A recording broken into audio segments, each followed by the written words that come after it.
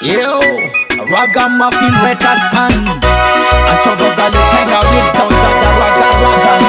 Listen, Time, Timangara Rochana Time, Timangara Rochaha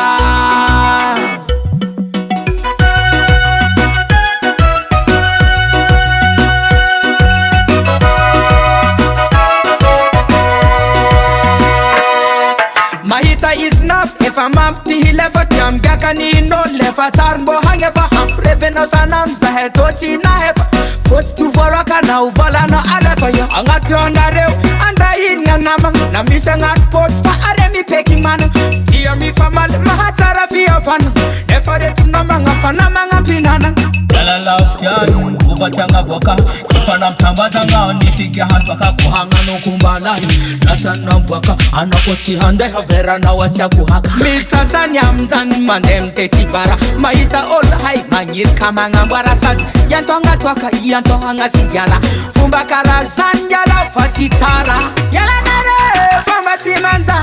Batitara haderno ambwa Ftia vanteng amba yala Kera mungi zande kiano Time, Timangara Rochana Onare panganu tarzan Time, Timangara Rochaha Watire biha boka l'argent Time, Timangara Rochana Onare panganu tarzan Time, Timangara Rochaha Watire biha boka l'argent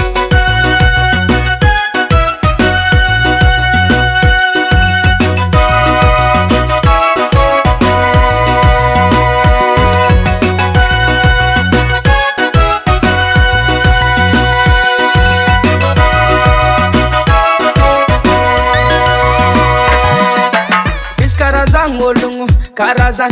si anchovi na wiz avevian tunga demi petaka si manguntan akewa na vukisan na wekinan defa hinga toka now antundian si mande mol toka jab kotilan manaf karazan tenga real zanatan reftis takzan tiyawan